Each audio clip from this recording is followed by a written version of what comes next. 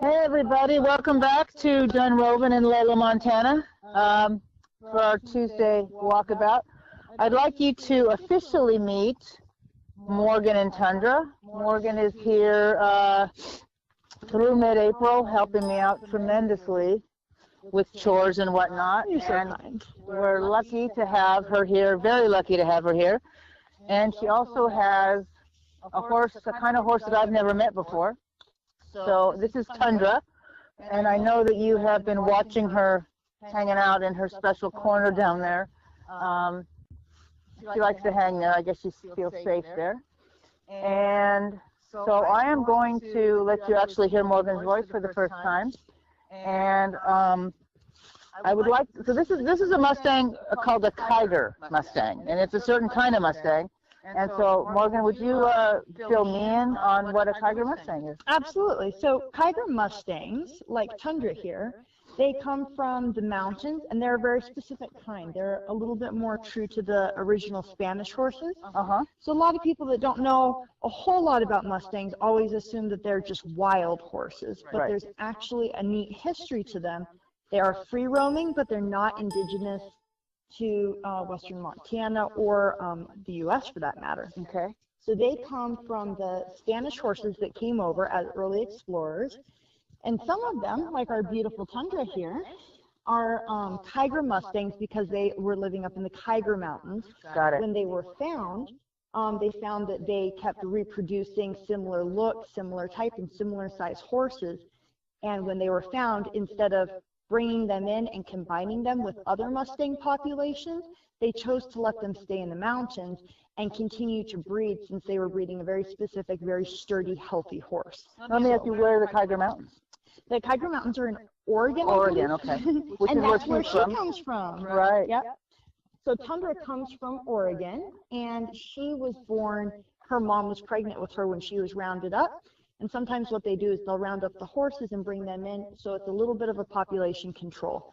Especially with cattle and such, we want to make sure that they don't overgraze and then not have enough food. So we try to keep them. The BLM rounds them up. Yep, absolutely. So she came in her mom's belly, which is awesome because it gives her the great genetics of a Kiger Mustang, without maybe the poor disposition, if they've been out in the wild too long and they're not very easily tamed. Sure. So with her, we have a pretty easy to be tamed horse. She's very mellow. Disposition. She's very mellow. I mean, this is her first time up on this little hill. This is her first time, so she's looking around quite a bit. She's looking at our other horses. Augie's over there, and she's very interested. But yet she's standing very, very good. She's being a very good girl.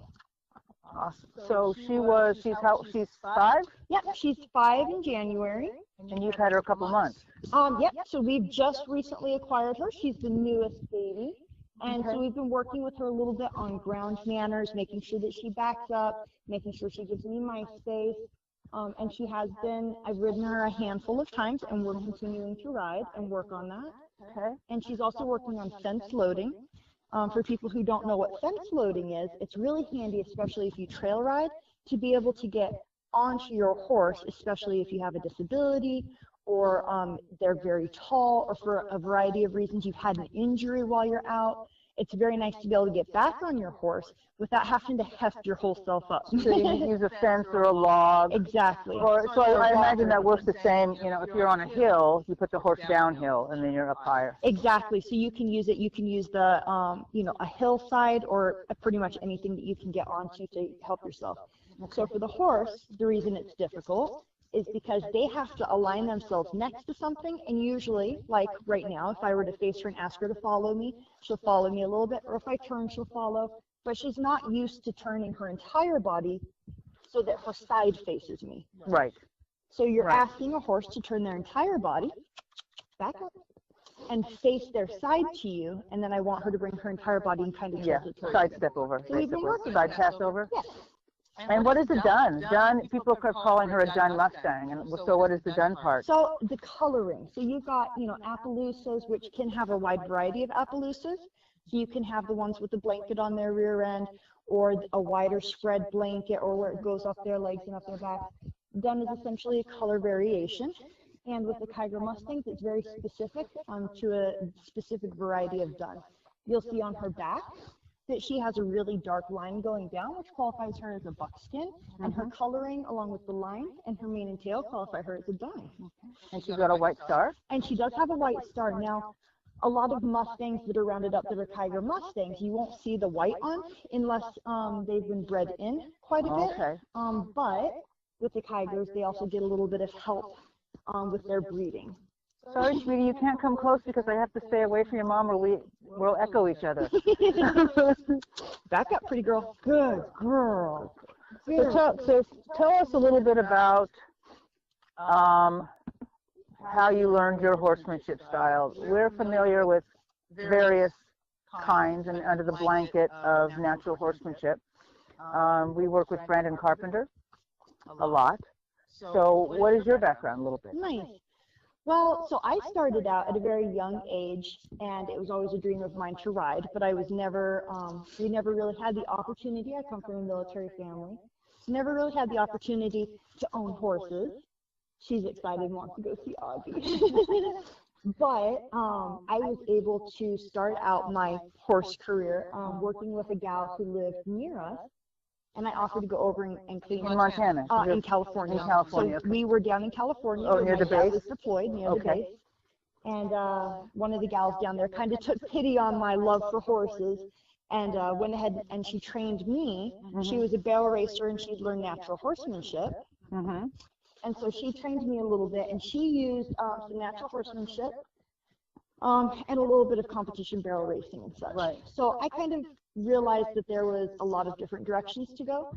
And after I moved back up to Montana, I was able to get a couple of different trainers. I did a little bit of dressage and learned a little bit more about that.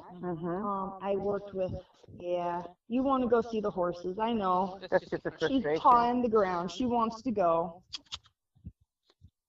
Come here. So in a way, a lot of it is self-taught and things like that, yes? A lot of it is self-taught. I've had a few different trainers. I've had a couple of trainers in California and a couple up here. Quite a bit of natural horsemanship of different types. Yes. Definitely colored that. A little bit of competition, barrel racing, and quite a bit of trail riding, because I really like to connect with my horses and do different obstacle courses and trail rides and such like that. And then once I moved up to Missoula, I was able to work with an amazing trainer who kind of taught me a little bit more, not only of the basics, but also about working with Mustangs. And when I was about 13, 14 years old, I had got my first Mustang, and she was also my first horse. And I was able to work with my trainer. That's a lot to take on for your first horse. It was horse. a lot to take on, and she was very young, and she was unbroken, and I was able to break. It was more or less a very slow taming process of becoming her friend. And I was able to work with her and get her to competition status fairly quickly. Nice. And have a very good foundation and base relationship with her. Very so nice. carrying on from that, I've kind of graduated to other horses like thoroughbreds and big draft horses.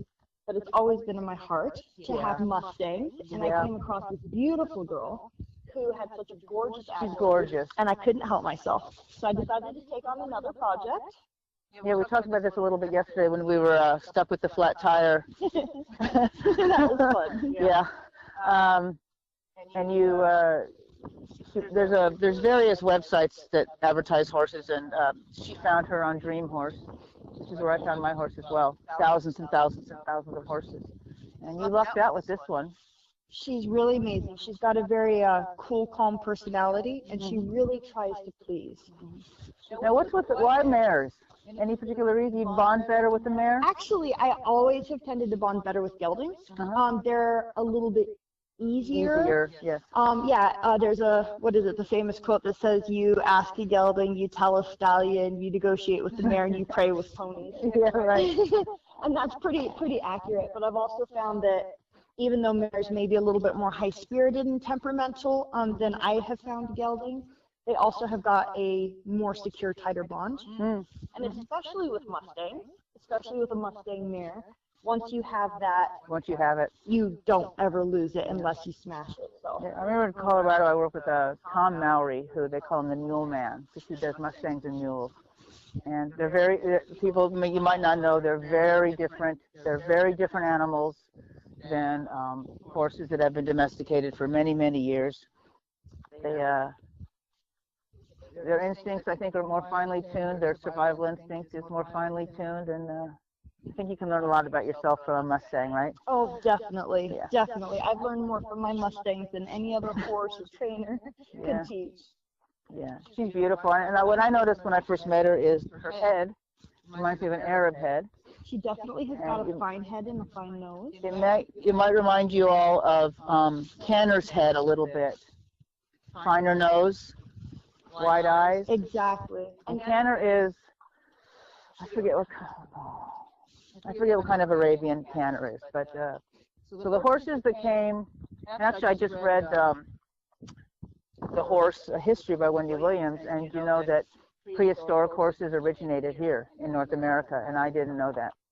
But then they for various reasons, they were not here anymore, and then Europeans came over, right? Yep. The military brought their horses over, and some of them got loose, and some of them were released, right? That's how it worked. Yeah. And so Early Spanish explorers. yeah. So she's got Arab, she's got all kinds of stuff, right? Oh, yeah, there's a few. There's amazing DNA testing that they can do nowadays where they can differentiate between, say, a farmer who has lost his horse into a Mustang herd. They can differentiate between the DNA of that domestically owned horse and the Mustang. So even though people call them wild horses or free-ranging horses, there's definitely specific lineage, and Arabian plays heavily into that. Yes. Depending on different areas where you get your Mustang, different DNA types. So we could type her directly back to Kiger, even if she didn't have that specific coloring or there's a mutation. And you'll find some are a little bit larger because of the draft cross. And with her, you'll find her a little bit smaller with more of the Arabian in her because she doesn't have a very prevalent draft. So she's probably 15-1 maybe? Yeah, we haven't I have a tape. yet, but we wanted to say she has exceptionally high withers. And we're thinking she's probably between 15-1 and 15-2. She's pretty withery, isn't she? Yeah, she is pretty withery. Hi, I know you want to say hi, She but wants to be part of the conversation. okay, you can She's be. tossing her head. She wants to be part of this, huh? So what are your plans for her? So there's a couple of different things. Because of her compact body type, and her great legs, she'll make a great ranch horse. She does not have as much get up and go, as they call it, as a lot of horses I've worked with. So I think she'll make an excellent ranch horse trail guide. And that's essentially what I really love to do. Is I love getting out in the wilderness and not just doing arena work. So I think we'll make a pretty great team. Now, do you plan on shoeing her? Yes, so it depends. Mustangs have notoriously hardy feet. They're pretty amazing for that, so a lot of times we don't have to shoe them. However, she's kind of also act as a buffer, especially if you're going up a lot of rocks or hard terrain. And if she is going to be a guide horse, then she's definitely going to need shoes. But of course, a lot of that will depend on what the farrier says, because they know best. Yeah, she's got great feet. She does. And I know that our horses have great feet too, but because of the rocks and crossing the river, they wear through their shoes in 5 to 6 weeks. So that's why our guys are shod. And I'd rather her wear through the shoes than wear through her feet. We want to keep those beautiful feet on her. Yeah, we do not want bad feet. Trust me on that. Okay. And so I think you guys the members have also seen your daughter. Yes, my daughter is the reason we're naming her Tundra. If anyone has seen the cartoon about another Kiger Mustang, it's called Spirit. Yeah. Well, and my daughter decided she wanted to name her horse Spirit, and I told her, well, just about every Mustang around that has coloring is named Spirit.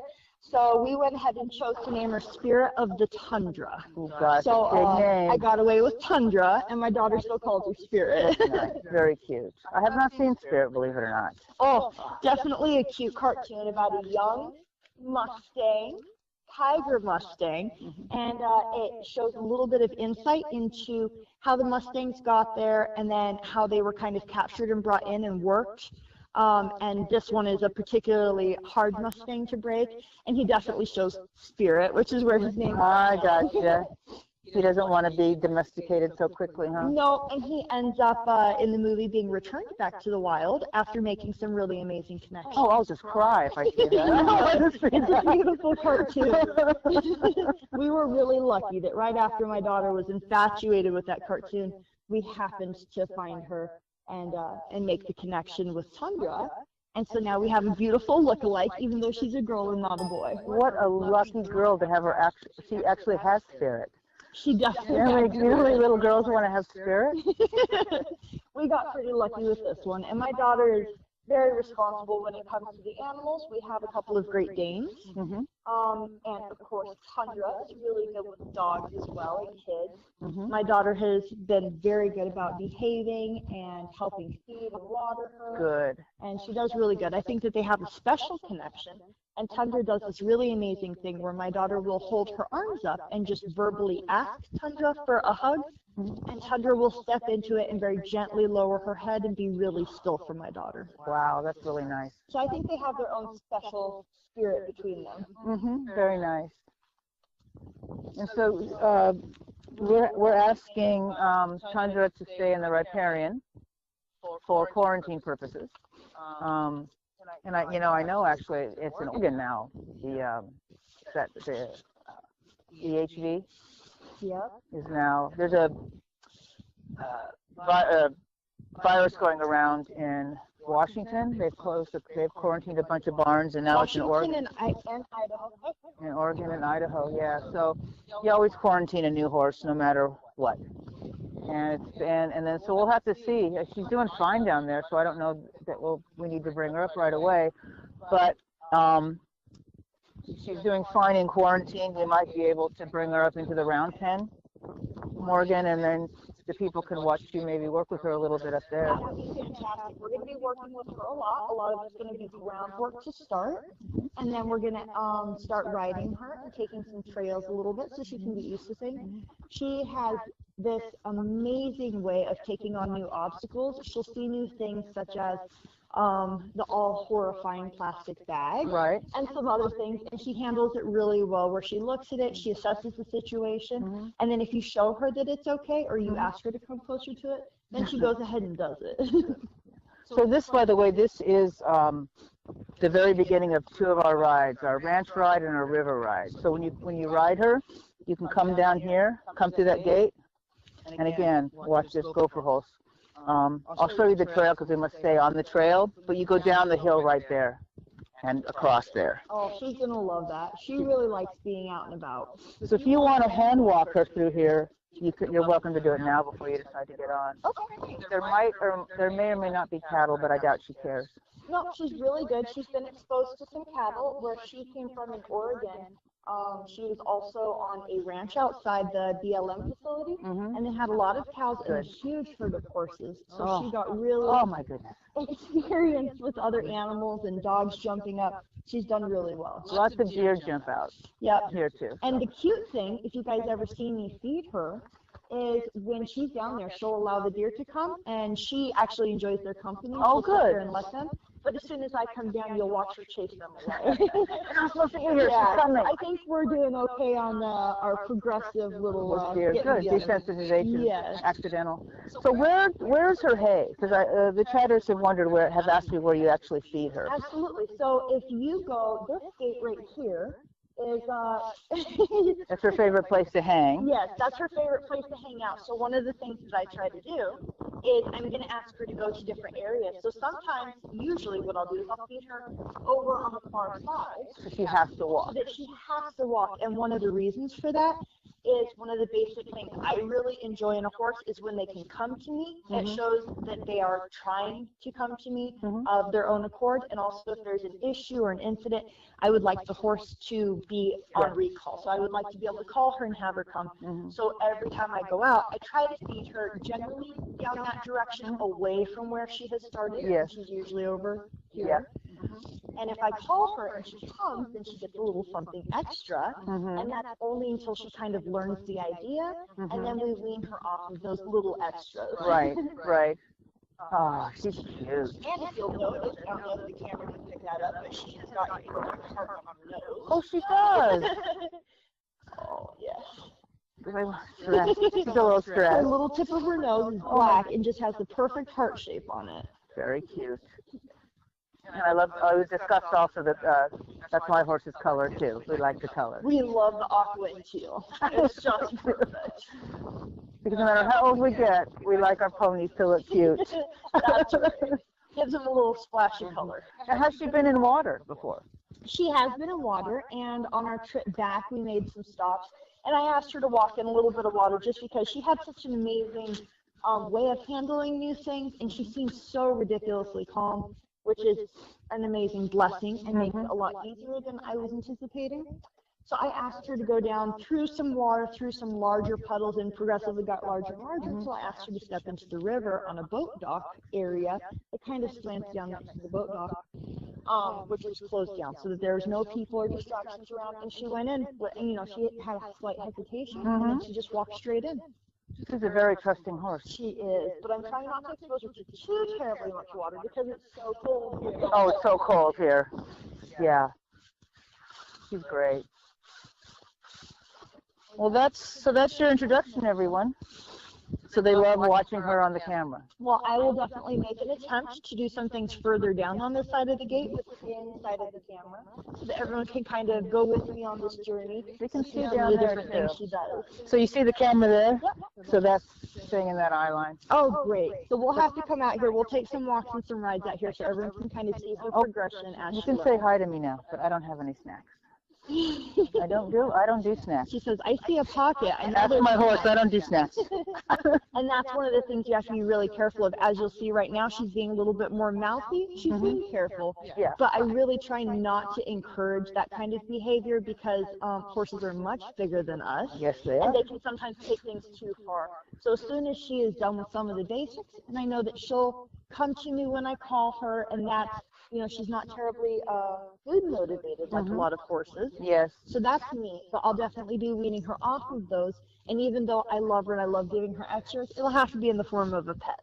Yes, I think a lot of people give horses treats, but it's for us, not them. Exactly. It's definitely, more for us. And every horse is individual. Some of them really enjoy getting petted. Some of them really enjoy the food. It really depends. Yeah. It's inadvisable to touch Doc while he's eating, for example. Yes. I mean, seriously, you He's go up very and territorial. he turns, yeah, he is, and he gives you a look like, not now, I'm eating. Well, you guys, I hope you enjoyed that. Morgan's awesome, and It's really nice that you have me along. I'm sure enjoying being here. oh, good, I'm glad, and we love Mustangs. I love Mustangs. They know things we don't. They really know things we don't. I also have to say I feel sad sometimes when people, but the fact that she was born, she doesn't know. She doesn't know what she's missing, and I'm Doesn't sure she would probably miss it if she did. They Yeah. still like being out with all the other horses and running around. But she, it's a special situation. She's unbranded. Right, she doesn't have the freeze branding on her neck. Now we can explain that. Is horses that are rounded up by the DLM, they're branded with letters and numbers, right? And it's a specific code. Yeah, it's under. I forget which side it is, but anyway, you'll see the white letters and numbers will be branded. The freeze branding will be branded into their neck so they can be identified. And horses that have been rounded up and rehomed will have that freeze branding on their neck. I was in Colorado when someone had gotten a couple of them and had really never done anything properly, I don't think, and they also put something around their neck with a tag on it, and they couldn't get close enough to the horse to actually get the tag off. But you've done really a spectacular job. Oh, thank you. We're definitely trying. I've had some amazing mentors and amazing trainers and had really amazing luck with other horses that I've owned. And I just found that taking on a project as sweet as this was too good to pass up. Yeah. Well, you're both very lucky. So I'm gonna walk with you, and you can go ahead and put her back. We have a few minutes left, so you can go on down. Sounds good. Thank you so much for having me. Oh my goodness, sure. They just look different, don't they? You know, fun fact, they usually have really thick manes and tails. Yeah. My previous Mustang had a really hard time growing hers out because her mane just wasn't as thick and beautiful and long as most of us horse lovers would have liked. Oh, I know. But Tundra here doesn't have that problem. She does a good job. Because I want to go down there. Mane and tail.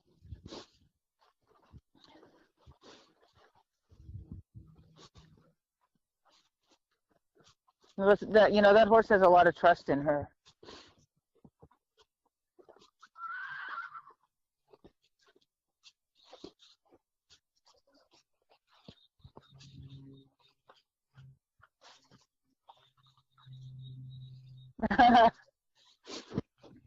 So while Morgan She's grabbing is a quick snack on the way. Showing, she really loves to graze, and that's a fun thing to be able to do with her. Showing Tundra the area. I'll give you all a heads up that next Tuesday I'll be interviewing a woman named Erica. She is an event planner from Lolo, and we're going to be working with her on events in the future. But something I learned about her today at the very end of our meeting is that her grandparents were avid birders, and they carved apparently the most intricate bird sculptures from wood, each little feather. So Erica has kindly agreed to come out here next Tuesday and bring some of the carvings, and we can show them to you, and she can talk about her grandparents, who seem to be very, very interesting people. That's next Tuesday at 2 o'clock.